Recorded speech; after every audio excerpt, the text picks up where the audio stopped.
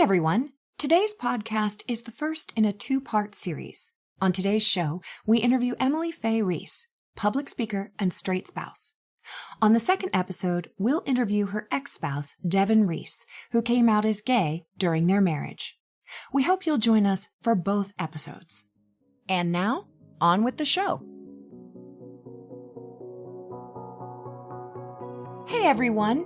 Welcome to today's episode of the Straight Spouse Network podcast, Straight Spouse Voices.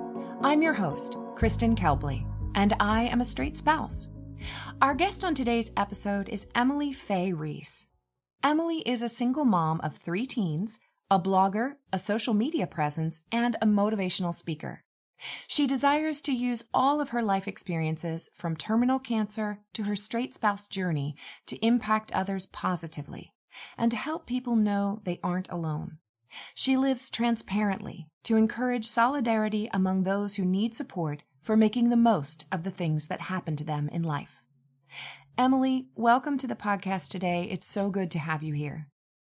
Oh, thanks so much, Kristen. I've been following all of the Straight Spouse Network's Voices podcasts, and you're doing an excellent job over there, and it's a much needed presence. So I'm thankful you're doing it, and I'm glad to be here. Thank you so much for agreeing to come on today. And I know that you are an inspirational voice for so many straight spouses, not in the least because you did a TEDx talk on this very topic, and we're going to talk about that in just a moment. But first, I wonder if you would share with us a little bit about the background of your own straight spouse story, how you met your husband, and basically your story. Well, yeah, it's, like everybody's story, there's a lot of details in there that I feel are really important. But if I was going to sum it up as short as possible, I lived a wonderful life growing up, grew up in the church, had great family. My parents were awesome, still are. And so I had a sense of what I wanted in a marriage, which was very traditional, intended on having kids and staying home and raising our children in the church and leading with my husband. And so after finally meeting Devin, I was in a place where I wasn't really following my faith according to rules at the time. When we met, it was maybe not the most Christian way, but at the end, we ended up going to church and following in the tenets of Christian faith and eventually raising 3 children together. And I had a really good life, honestly. I didn't have any complaints. We had a good relationship. We also actually had a good sexual relationship.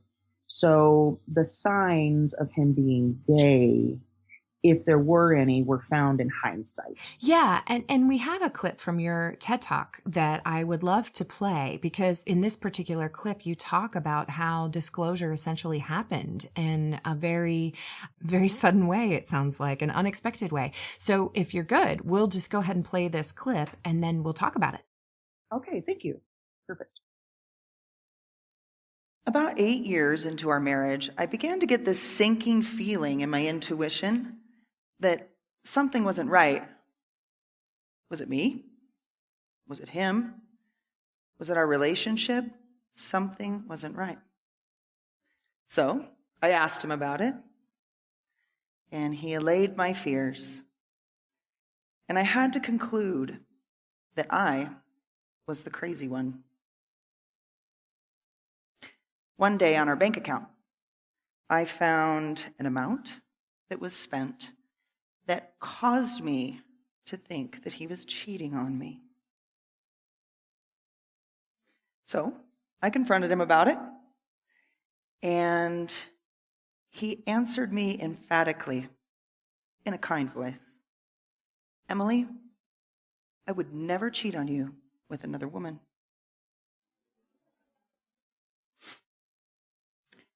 Of course, I didn't want to think that, and I had no idea how to respond. So I turned to my sarcastic self, and I said, well, what are you then, gay or something? His silence spoke volumes that I didn't understand. He answered me with his own question. So you knew this whole time?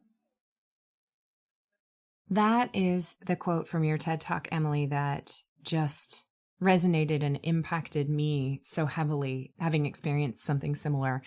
But I wanted to ask, what was that moment like for you? Every time I hear it played back, it still hits me pretty hard in my heart. Just as a clarification, we are 12 years post that moment, and we get along really well and raise our family rainbow style and very, very good friends. So I do want to say that, but in the moment, I didn't know what was to come. It felt very surreal. I remember feeling like I was going to faint, like, that dark vision that kind of closes into a hole and will pinpoint.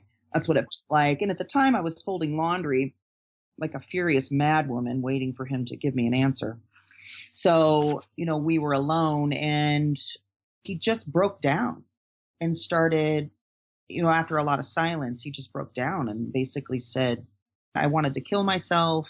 I had plans to do it. And then suddenly I just sort of snapped to and was like, wait a minute, like this didn't come out of thin air, right? I mean, it did to me, but obviously things were going on. So I wanted to know more and just reassured him, like, nothing is worth killing yourself, right? And so I snapped into love mode, empathy mode, which some people would not necessarily have done that, but that's just where I went. And so he just proceeded to spill some beans and answer my questions. And honestly, I don't remember all the details of that conversation because I was just so focused on him and not so much on me and how I felt. I just wanted some answers. He was freely giving them. I asked him if the friend that he was with as a friend, was more than a friend. He assured me he wasn't. So of course there were things that became unraveled later about that particular topic. But for the most part, I just needed to hear where his heart was. And ultimately, looking back on that moment, there was about a couple hours there where I actually felt the closest I'd ever felt to him. I honestly felt the intimacy that I didn't even know was missing in our relationship. Things just sort of like made sense suddenly, even though further on as I, went into my own issues and feelings about it, things would come up. But wow, I wanted that intimacy to continue. I really did. And pretty much at the end of that was the beginning of him pulling away pretty sharply and me then grasping, right? Chasing after him. Right. It was a long, arduous 1.5 to 2 years of doing all kinds of things. I had a church experience in there and a Christian thing in there that added a layer that some people who don't have that don't have to deal with as much. So it was, it was thinking about what divorce even means and is that even an option and can he change and how do I go through this? How can the church help me? I didn't really seek outside a lot of help, even though I knew it was there because I had this idea that if I went anywhere other than the church and scripture based, organizations, that suddenly I would become worldly, divorce would be imminent. I just tried to avoid things like that. So, we had that layer to work through.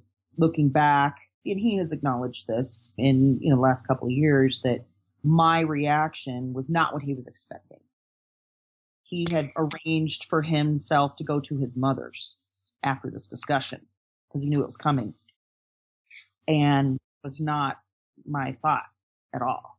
You will stay here. This is your home. I love you.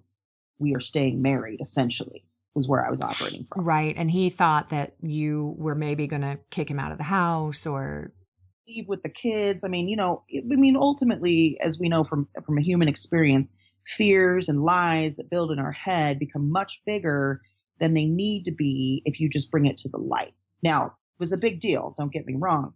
But he had built up, I assume, like most humans do, this cadre of self-talk and stories that affected his ability to function in the light. And so once those come out, oftentimes our fears are not as big as what we thought they would be. And so I don't think he knew how to operate in that. I didn't certainly know how to operate in that at the point because it was brand new to me. And I felt like I was one of the few in this world that are going through this. So yeah, Yeah, I definitely want to talk about your experience going through this in the church and how that colored your experience. But before we do that, I want to circle back to something that you said in the TED Talk that I really resonated with. And I wanted to kind of get your take on it. You said in the TED Talk that when you started to have these intuitions and misgivings and you asked him about it and he allayed your fears and you were left to wonder if you were the crazy one. And I had a very similar experience of that in my own marriage, where there was this sort of crazy making feeling around, I know something is off, but it must be me because I can't find any other reason for it. So I'm going to just question myself and think that I'm crazy. What was that like for you, that feeling of, am I the crazy one? Well, I'm going to approach it first from looking back on it.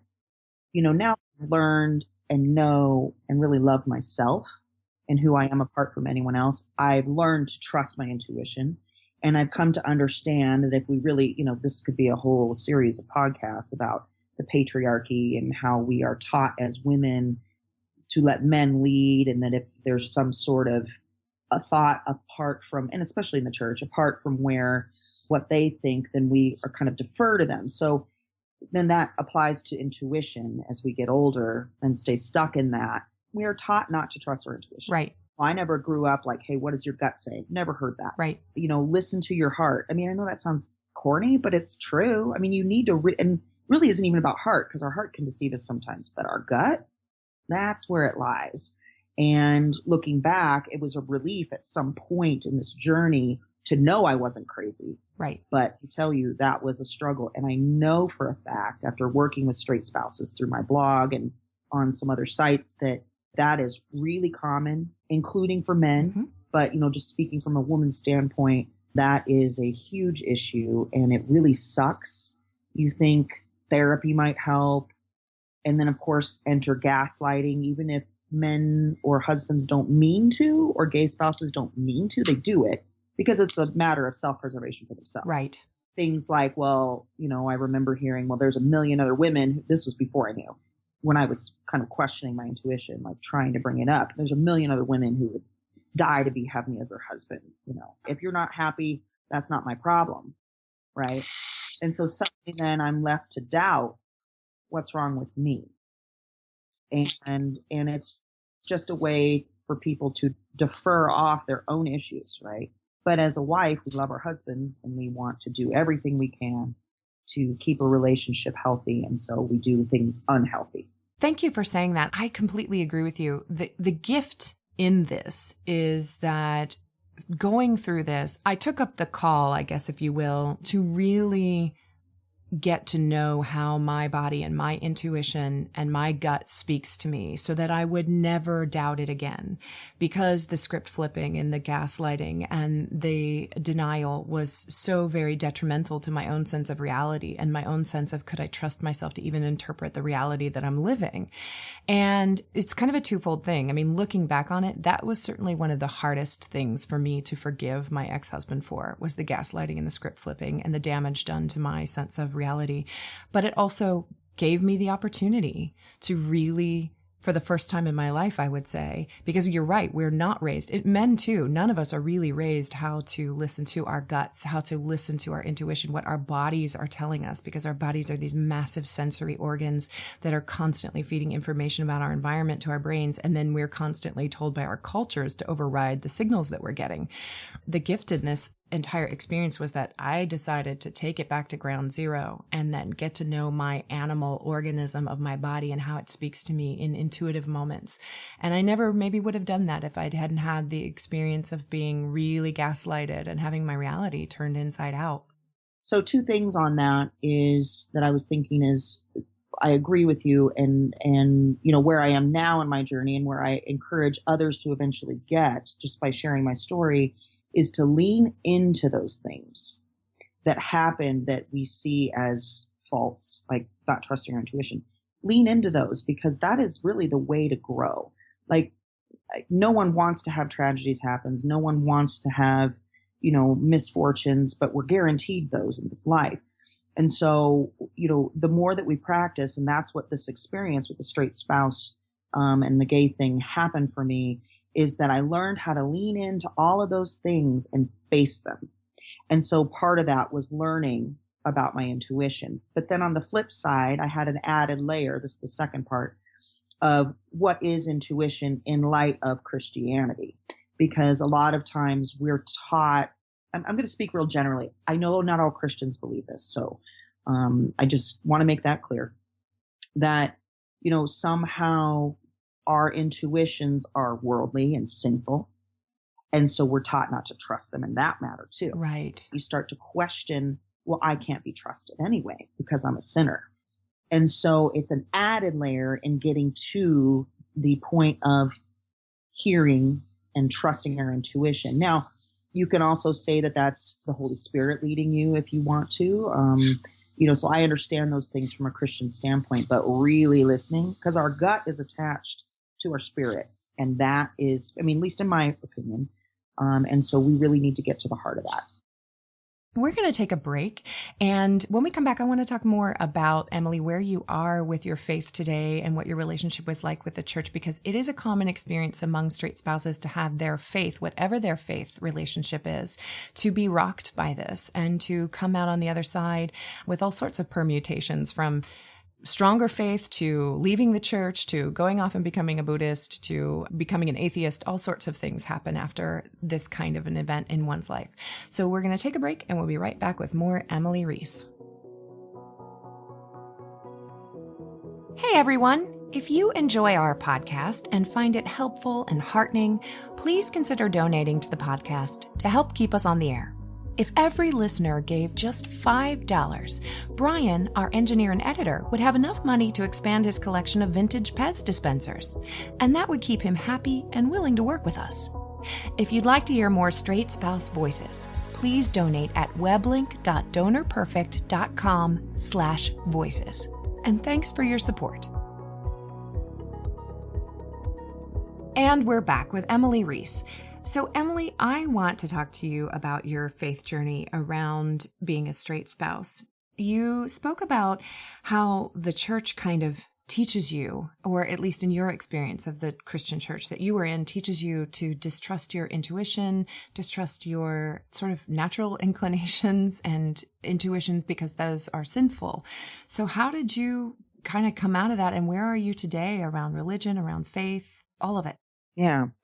Well, ultimately, I will say that when I say things that I think the church teaches, that it is not necessarily something that leaders and other Christians would agree with. So it's just been my experience. I want to clarify that.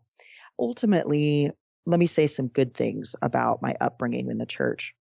I actually feel like a lot of how I was able to handle the gay thing and disclosure, and I call it Devin's big reveal, is because of the work that I did with my faith, because it did cause me to be open to trusting again and be open to actually learning how to trust my intuition. Because you end up, and you're in a faith like mine, you end up having to try to give up some sense of control. And ultimately, what that taught me is I can't control Devin. I can't control other people and their reactions.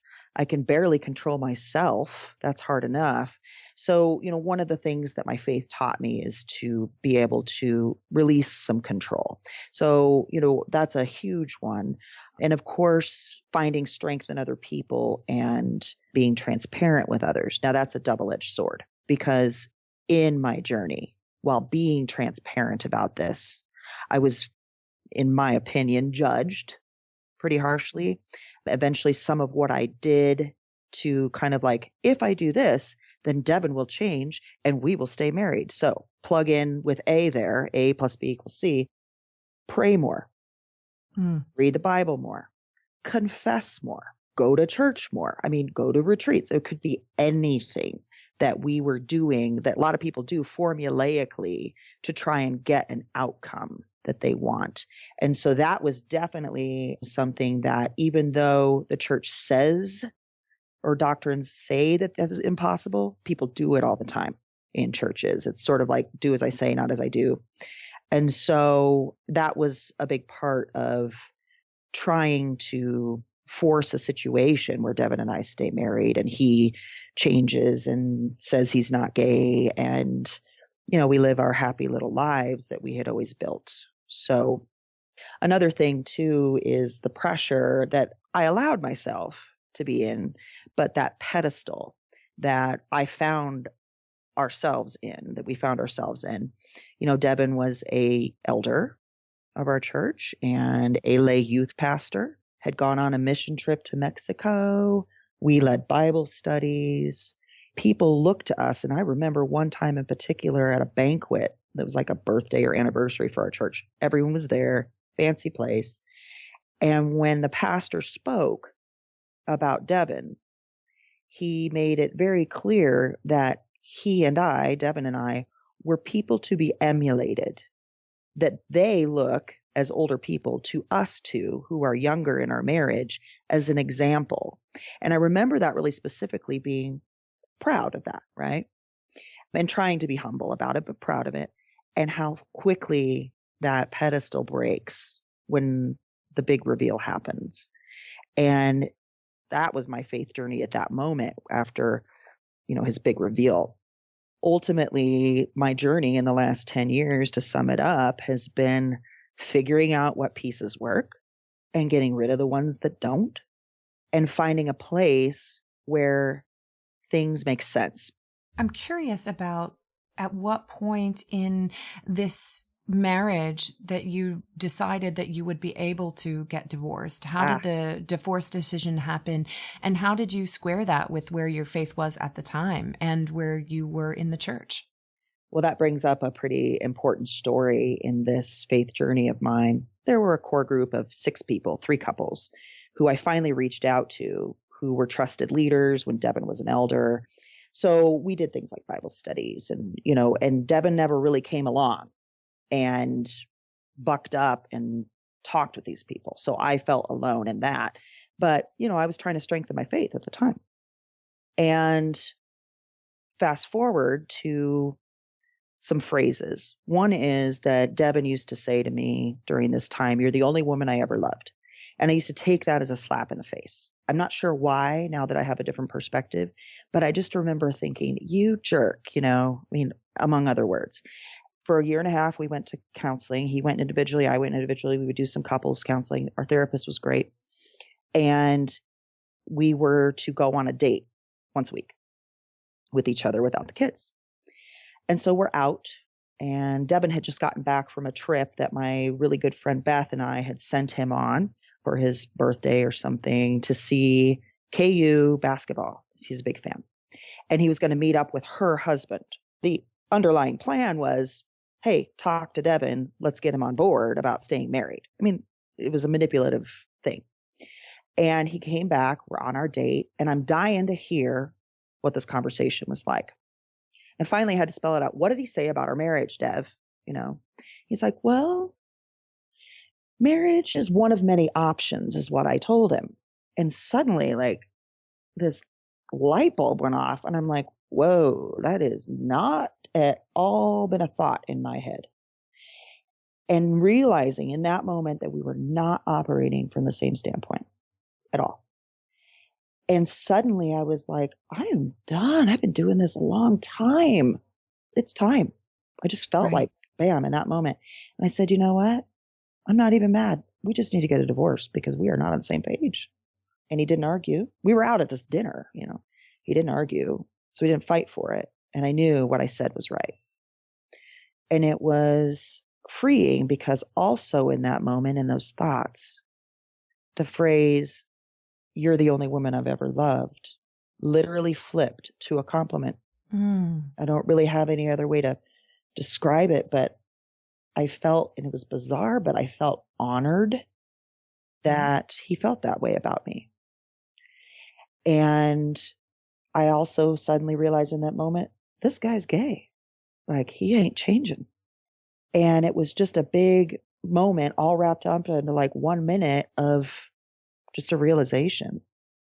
And so we went to the parking lot. I cried, we hugged. Let's talk about details later. Went home, cried some more, didn't call anyone. And I slept for 14 hours that night. no sleep aids, no nothing. I hadn't slept like that in a year and a half. And I Wow. woke up still feeling the most peace I had felt in that year and a half. And I was excited to finally have an answer, because that's what I've been praying for, is an answer. Okay, so there's that moment. But then let me bring back in the couples who were helping me during that time. I called my dad first, and then I called my therapist. Both of them were like, yes, Emily, you're on track. Do it. Right. And those are my two most important people that I relied on. So then I called one of the couples that was helping, and I started to explain to her what happened. This naivete in my mind, thinking she's going to be on board. I can't really recount the order that these phrases went in, but I'll tell you some of what was said. You just want to go out and sin yourself.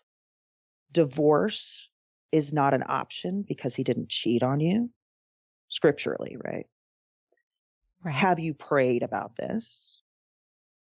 We don't agree. This isn't the right thing to do.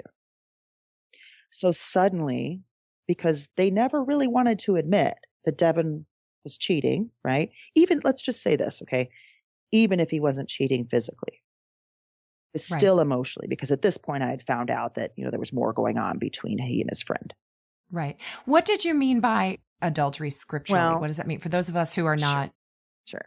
Jesus talks about, and when I talk about Jesus, a lot of times I'll use the letters in red. He's talking to a group of people, leaders most likely, about divorce. And really, there's a time, divorce in case of adultery is allowed. That's essentially what it talks about. Right. So Jesus never actually said, if you don't like your spouse anymore, if he's beating you, if he's, there's none of those clarifications. So people, fundamentalist type thinkers, feel that divorce is just this really huge deal. And the only way to really be absolved from getting divorced is because they're cheating. Now, my response to her, because I was in shock, was to that particular phrase was, wait, so you're telling me that if he was beating me and drinking and doing all these other things, but not cheating, we couldn't get a divorce? And she's like, well, no, that's not what I'm saying. Well, see, this is the reasoning that I'm dealing with at this point, realizing that ultimately they have a paradigm. It's a box, if you will. And there are things that are not matching up with what is in their paradigm and box. So it's easier to reject the person who is going through this than accept the truth of what is happening and use me as the scapegoat. And that's what I was. Right. I became the scapegoat. That is a profound experience to have gone through. And I can tell that many of our listeners who come from religious or spiritual or faith backgrounds are probably going to be able to relate to this, because there's just, in this world of diverse sexualities and diverse genders, there are some new truths that are emerging about the complexity of human sexuality and the way humans express themselves and their genders that don't jive with sometimes our old paradigms about how humans should and are supposed to live. And when something doesn't fit, you're absolutely right. We're going to reject the person, not the paradigm. Right. Well, I also had that same paradigm, so I could relate to what they were saying. And I knew what she meant when she said, you just want to go out and sin yourself. Because I had confessed a lot of things to them during this time, but I sure as heck did not go out and cheat. I didn't do all these things, but suddenly my willingness to be transparent got flipped on me. And let's be honest, I had that same paradigm. So, Emily, we're going to take another quick break. I want to talk to you about a few more things. You had small children at the time. Also, you have some other life challenges that have presented, and going through this experience as a straight spouse has helped you sort of frame your ability to withstand other adversities in life. That's right. So we're going to go to break, and then we're going to be right back with Emily. Hey everyone! The Straight Spouse Network is currently in need of volunteer contacts and facilitators for the following regions: Richmond, Virginia, West Virginia, and the Dakotas. That's the North one and the South one. Volunteers may serve as either contacts or group facilitators for new straight spouses in need of peer-to-peer support. If you are interested in serving as a volunteer contact for one of these regions, please email levatoj@gmail.com. That's levatoj@gmail.com. And we're back with Emily. And Emily, I want to change gears here just a little bit because I know that at the time that your D-Day, Disclosure Day, Discovery Day, however you want to call it, you had some small kids, and you have the same kids now. They're just older. Thank God. They're adorable. Yeah. They're absolutely precious. Yeah. But we've got listeners who have asked, and I thought you would be a great person to talk to about this, about navigating this terrain with small children. And how did that work for you? And when did you decide what to tell your kids and how to tell them? All of that. So looking back, it'll be an easier way to explain is that I often, as a person in a relationship with Devin who loved and cared for him and felt horribly betrayed, I would put my thoughts and my own process onto my kids and made this huge leap that they somehow would feel the same things I did. So ultimately, their relationship is completely different than mine. So I learned the hard way that I needed to own my own stuff, allow them to have their own processes, and do the best I could with that. Now, that did allow me to eventually let go. I mean, there's so many things that happen when you are an intact family and then suddenly you're not. Like, I don't want my kids to go over to his apartment, right? Those are really tough things to deal with. He doesn't deserve it.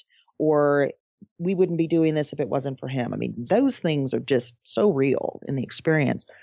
The way we did it, thankfully, is it was gradual. So it wasn't like he came out and left 2 weeks later, which happens to straight spouses. And it's tragic. And I often don't have an answer when people ask me about stuff like that.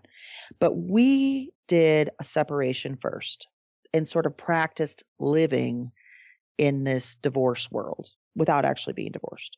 And that helped them transition for when I did finally have that realization about divorce and we did finally tell him we were getting divorced, that it wasn't as hard of a transition for them. So I'm thankful it went that way for us.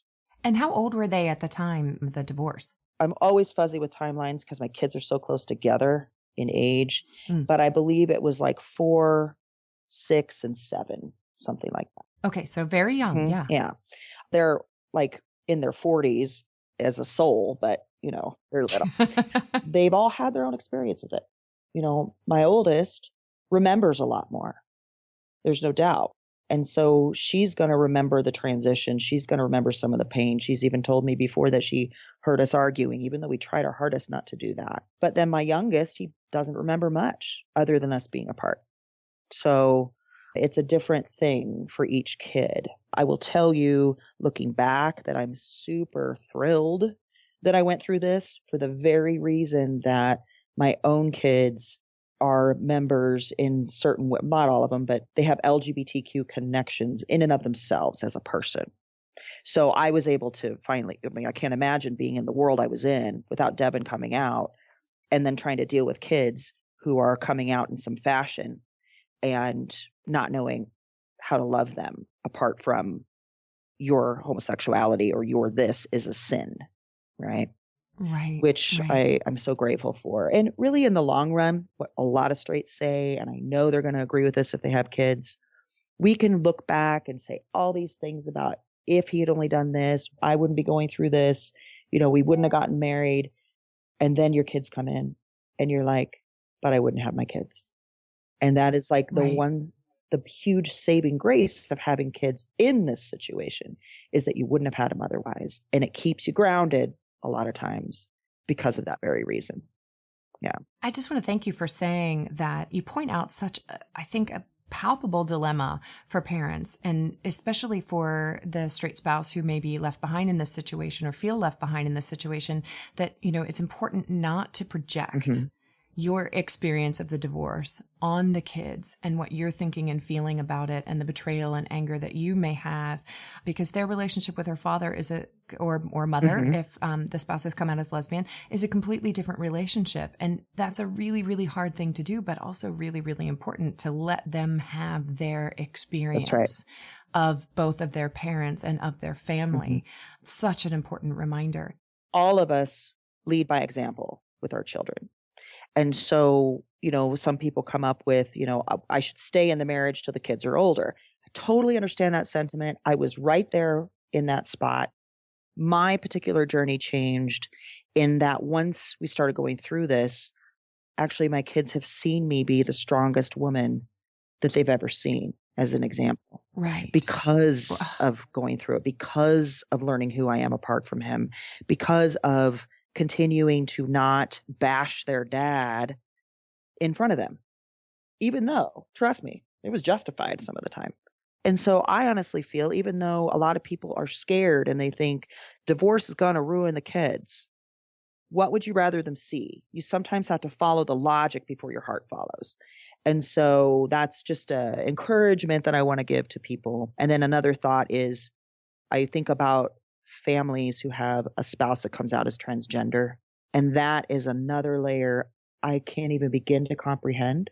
And so I just want to acknowledge people who are in that and hope that more people continue to be transparent and reach out, because that community is building and we need that for people who are dealing with the TTT thing or the transgender thing. So I think you bring up such an important point, because one of the things that you had said in your TED Talk was tell the truth and tell all of it. And your ideas around transparency being the key, I would use the word authenticity and alignment and attunement. And, for the people who are wondering, divorce, will it ruin the kids? Well, ruin is, I certainly understand that feeling. And that's a really, really judgmental and harsh word. Like, no wonder you would be terrified of that if you think you're going to ruin your children. But to me, I think the bigger risk of detriment to our families and our kids is inauthenticity. Like, if divorce is in alignment with who you are and where you're at, then living in alignment is far more healthy, I think, for the kids. So it's not what it looks like. Is it in alignment? Is it authentic? That's right. As a choice, We're almost at time, and I just want to switch gears one more time and just say you have a new challenge in life that you're living through at the moment. And you have said in the past, I've heard you talk about how going through your experience of a straight spouse has prepared you for your challenges at this current moment. So would you tell our listeners what's happening with you and how you are, and how the gay thing, as it's sometimes colloquial known among straight spouse communities, not necessarily derogatorily known, has helped you basically navigate where you're at now? Yeah, great question. I'll just go right into it. I've dealt with colon cancer for the last 8 years. So about a few years after I'd moved on and we've got this great thing going as a blended family, I'm starting to grow as a person. I get a tumor in my colon. And basically over the last 8 years, it's been the proverbial roller coaster in doing chemo and radiation and being really good for a while, thinking I beat this. And then it moves into my lungs 2 years ago and is deemed terminal. And so that's where I am right now. I'll talk about the terminal aspect in a minute, but ultimately the gay thing, just the journey that I've had with that prepared me to reach out for help and be transparent. It prepared me to, gosh, I've been through something really heartbreaking. I can do this, right? I've, just from doing my blog and doing different things, I'd really built a cadre of people that quickly came around me and helped me and wanted to help. And really just, it's the strength that we don't know we have until we go through the journey of a straight spouse that ultimately leads to being able to handle other things. And that is how it informed this current journey. And the terminal aspect is, when I got that news, of course, I'm planning my funeral, dealing with the idea of grief while I'm alive, helping my kids through grief while I'm alive, thinking this is going to be it.